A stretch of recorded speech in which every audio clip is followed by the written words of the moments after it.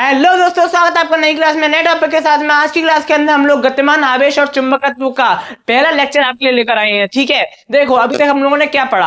अभी तक हम लोगों ने केवल इलेक्ट्रिसिटी की चर्चा की थी, वैद्युत क्षेत्र की तीव्रता, गॉस के नियम और आपका वैद्युत धारा, इन सब चीजों को पढ़ते हुए आ रहे थे। लेकिन अब से हम मैग्नेट को पढ़ेंगे। मैग्नेट का मतलब है चुंबक को पढ़ेंगे, चुंबकीय क्षेत्र। आज की क्लास में हम लोग देखेंगे क्या होता है चुंबकीय क्षेत्र, क्या होती है उसकी विमा, क्या होता है इसका मात्रक, क्या होता है इसका फॉर्मूला और क्या होता है लॉरेंज बल। बहुत इंपॉर्टेंट चीजें हैं ये, ठीक है। और ध्यान से सुनना, इस जो आपका चुंबक वाला पोर्शन है, जो आपका मैग्नेट वाला पोर्शन है, बिल्कुल एकदम आम भाषा में बोला करो, जो आपका मैग्नेट वाला पोर्शन है उसके अंदर से 17 से 20 क्लास दूंगा और 10-10 मिनट की क्लासें होंगी, 10 से 15 मिनट 20 मिनट की हो सकती हैं, वो क्लासें दूंगा और उससे बाहर पेपर नहीं जाएगा, इस बात की गारंटी है। यहां पर मैंने एक किताब ली है, ठीक है, कॉपी ली है, ठीक है। उस कॉपी में मैंने 17 टॉपिक लिखे हैं। इस कॉपी के अंदर मैंने जो आपके मैग्नेट है उसके काफी रिसर्च और मेहनत के बाद 17 टॉपिक्स को नोट किया है और उन्हीं 17 टॉपिक्स में से मैग्नेट में से पूछा जाने जाता है, ठीक है ना। तो आपको ध्यान रखना है। और अभी तक जो हमने इलेक्ट्रिसिटी में किया है वही पेपर में आएगा, इस बात की गारंटी है। काफी रिसर्च लगी है, काफी मेहनत लगी है उसको बनाने में। उसमें 2 से 3 वीडियो भी और ऐड करनी है, हो जाएंगी, कोई जल्दी नहीं है। लेकिन अभी हम लोग मैग्नेट पर आ चुके हैं, तो आज हम लोग जानेंगे क्या होता है चुंबकीय क्षेत्र, ठीक है। अगर आपने लगातार प्लेलिस्ट को फॉलो किया है, 70 में 70 नंबर का पेपर करके आओगे। ये बार बार मैं इस बात को रिपीट कर रहा हूं क्योंकि इतना विश्वास है मुझे, ठीक है। आपको भी जल्दी अपने ऊपर विश्वास हो जाएगा जब आप चीजों को देखोगे, जब आप मॉडल पेपरों को देखोगे, तो जो चीजें करवाई जा रही हैं वही चीजें उनमें आ रही हैं। समझो इस चीज को, ठीक है।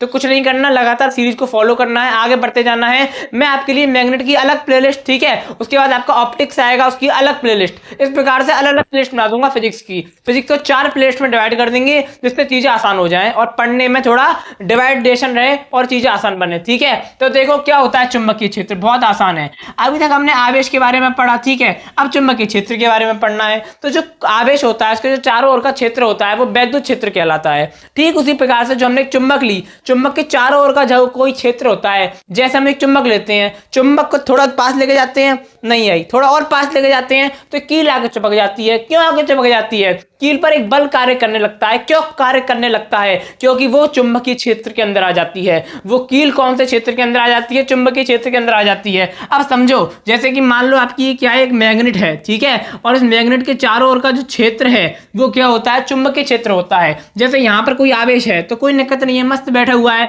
लेकिन वो जैसे ही यहां पर आएगा, जैसे ही वो थोड़ा चुंबकीय क्षेत्र के अंदर आएगा तो उस पर एक बल कार्य करने लगेगा। उस पर क्या कार्य करने लगेगा? एक बल कार्य करने लगेगा। उस बल को क्या कहते हैं? चुंबकीय बल कहते हैं। अभी बताऊंगा धीरे धीरे, पहले जानो चुंबकीय क्षेत्र क्या होता है। तो देखो, किसी चुंबक के चारों ओर का वह क्षेत्र जहां पर चुंबकीय बल का प्रभाव होता है, क्या होता है? चुंबकीय बल का प्रभाव होता है। कोई एक बल होता है वहां पर चारों ओर, एकदम से कोई आकर्षित कर लेता है बल, ठीक है ना। चुंबकीय बल का प्रभाव होता है, उसे चुंबकीय क्षेत्र कहते हैं। तो चुंबकीय क्षेत्र उत्पन्न होने की इस घटना को वैद्युत धारा का चुंबकीय प्रभाव कहते हैं। यानी कि चुंबकीय क्षेत्र उत्पन्न हो रहा है, तो उत्पन्न क्यों हो रहा है, ये जो घटना है इसे हम क्या कहते हैं? वैद्युत धारा का चुंबकीय प्रभाव कहते हैं। अब बहुत इंपॉर्टेंट लाइन है, ध्यान से सुनना। जब कोई आवेश चुंबकीय क्षेत्र में गति करता है, जैसे कि मान लो ये आपका चुंबकीय क्षेत्र है, ठीक है, ये आपकी मैग्नेट है मान लो, ठीक है, और ये मैग्नेट के चारों ओर का चुंबकीय क्षेत्र है। ये क्या है? मैग्नेट है। ये मैग्नेट के चारों ओर का क्या है? चुंबकीय क्षेत्र है। जब कोई आवेश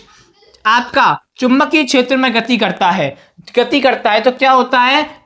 तो एक बल कार्य करता है, तो उस पर एक बल कार्य करने लगता है। मैंने क्या बोला? चुंबकीय क्षेत्र है, चुंबक है, चुंबक के चारों ओर का क्षेत्र चुंबकीय क्षेत्र है। जब चुंबकीय क्षेत्र में कोई आवेश गति करता है, चुंबकीय क्षेत्र में आ जाता है, तो उस पर एक बल कार्य करने लगता है। क्या कार्य करने लगता है? एक बल कार्य करने लगता है। तो उस बल को हम क्या कहते हैं? चुंबकीय बल अथवा लॉरेंज बल कहते हैं। क्या कहते हैं? लॉरेंज बल कहते हैं। ये आपकी टिप्पणी के रूप में बहुत पूछा जाता है, लॉरेंज बल, ठीक है। तो उसे हम क्या कहते हैं? लॉरेंज बल कहते हैं। सी बात है, बहुत आसान है, कुछ नहीं है। चुंबक है, चुंबक के चारों ओर का क्षेत्र है, वो चुंबकीय क्षेत्र है। जैसे ही चुंबकीय क्षेत्र में कोई आवेश आता है तो उस पर कोई एक बल कार्य करने लगता है और उसी बल को क्या कहते हैं? लॉरेंज बल अथवा चुंबकीय बल कहते हैं। बस इतना सही तो करना है, और क्या करना है। चीजें बहुत आसान है, सरल है, चीजों को सरल बना के पढ़ोगे तो आसान लगेगा। अब देखो क्या होता है। माना कोई आवेश Q, ठीक है, चुंबकीय क्षेत्र B में, चुंबकीय क्षेत्र को हमने क्या नाम दिया? B नाम दिया। चुंबकीय क्षेत्र B में V वेग से गति कर रहा है। क्या, कितना वेग है उसका? V वेग है। चुंबकीय क्षेत्र क्या है? B है। आवेश क्या है? Q है। तो बस नामकरण कर दिया चीजों का। तो उस पर लगने वाला बल क्या होगा, समझो। बल को किससे दर्शाते हैं, एफ से दर्शाते हैं, फोर्स। तो F is equal to q v v sine theta.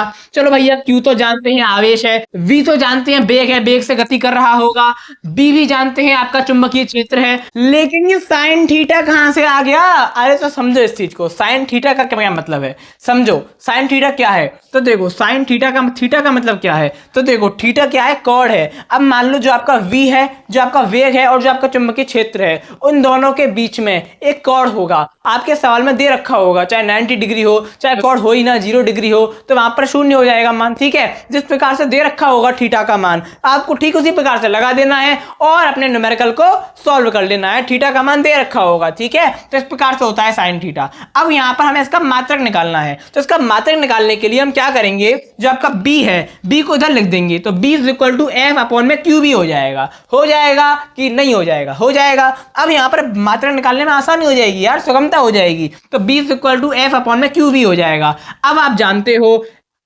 F माने फोर्स, F माने बल, बल का मात्रक क्या, न्यूटन, तो न्यूटन। अब Q माने आवेश, आवेश का मात्रक क्या, कूलाम, तो न्यूटन बटे कूलाम। अब इनटू में v दे रखा है, v यानी कि बेग, बेग का मात्रक क्या होता है, मीटर प्रति सेकंड। तो इसका हमारा ये निकल के आ गया। अब इसको हम और अच्छी तरह करेंगे, कैसे करेंगे, तो देखो न्यूटन अपॉन में मीटर इनटू में कूलाम प्रति सेकंड कर दिया मैंने। अब आप कहोगे ये नीचे उलट फेर क्यों कर दिया, तो मैं बताता हूं क्यों कर दिया, सुनो ध्यान से। अब देखो, जैसे कि आप जानते हो, क्या जानते हो, जो आपका समय होता है वो बटे में होता है आवेश में जो धारा प्रवाह की दर होती है, I बराबर होता है क्यू टी। I बराबर क्या होता है, Q अपॉन टी। तो यहाँ पर Q क्या है, कूलाम है, Q का मात्रक आवेश है, आवेश का मात्रक क्या है, कूलाम है, T क्या है, समय, समय का मात्रक क्या है, सेकंड है। तो कूलाम प्रति सेकंड, कूलाम प्रति सेकंड, कुछ मैंने अलग लिखा है क्या, कुछ मैंने गलत लिखा है क्या, यहाँ पर मैंने क्या लिखा है, कूलाम प्रति सेकंड। अब आप जानते हो कूलाम प्रति सेकंड किसके बराबर है, I के। धारा, धारा का मात्रक क्या है, एम्पियर। तो आप कूलाम प्रति सेकंड की जगह एम्पियर लिख सकते हो या नहीं, बस इतना सा बता दो, लिख सकते हो ना। आज मात्रक निकालना भी सीख लो, ठीक है, मजा आ जाएगा। तो कूलम प्रति सेकंड की जगह एम्पियर लिख दो, तो क्या हो जाएगा, न्यूटन बटे मीटर एम्पियर हो जाएगा। और अब यहां से आपका क्या निकल के आएगा, मात्रक निकल के आ जाएगा। और इसका मात्रक 1 2 3 नहीं 4 मात्रक है इसके, बहुत इंपॉर्टेंट है, कुछ भी पेपर में आ जाए कंफ्यूज नहीं होना, डरना नहीं है, घबराना नहीं है, ठीक है। तो इसके मात्रक क्या है, देखो न्यूटन प्रति एम्पियर मीटर, न्यूटन प्रति एम्पियर मीटर पहला मात्रक।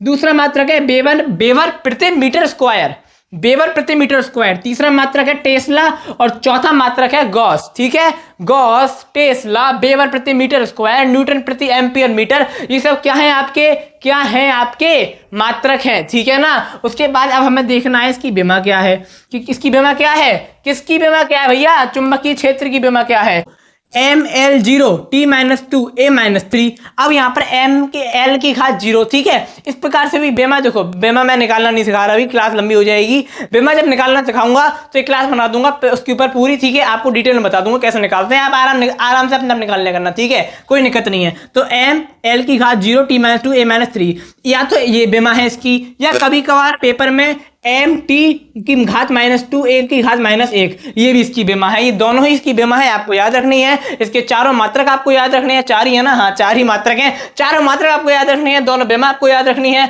और जो आपका लॉरेंज बल है वो आपको याद रखना है, इसका फॉर्मूला आपको याद रखना है। क्या क्या याद रखें, अरे सब कुछ याद करवा दिया है, एक बार ध्यान से सुना करो क्लास को, ठीक है। आशा करता हूं कि आपको समझ में आ गया होगा क्या होता है चुंबकीय क्षेत्र और लॉरेंज बल, और उसका मात्रक, उसकी बेमा, उसका फॉर्मूला, सब कुछ मैंने आपको डिटेल कर दिया है। आशा करता हूं कि आपको समझ में आ गया होगा। लगातार सीरीज को फॉलो करते जाइए, और अब सीरीज में और भी ज्यादा मजा आने वाला है, क्योंकि अब हम लोग मैग्नेट पर आ चुके हैं, कुछ नया पढ़ने को मिलेगा। अब हम आगे आने वाली क्लास में बायो सेवर्ट के नियम पर चर्चा करेंगे, बहुत इंटरेस्टिंग है, बहुत मजेदार है, मजा आ जाएगा, फर्स्ट क्लास मजा आ जाएगा, बहुत इंपॉर्टेंट है, और साथ साथ में आपके पेपर में नंबर दे के जाने वाला टॉपिक है ये, और ये भी इंपॉर्टेंट है, पेपर में 2 से 3 नंबर का कुछ ना कुछ आ ही जाएगा इसमें से, ठीक है। आशा करता हूं कि आपको समझ में आ गया होगा। अब मैं आपको एक और नई क्लास में नए टॉपिक के साथ में, तब तक के लिए जय हिंद, जय भारत।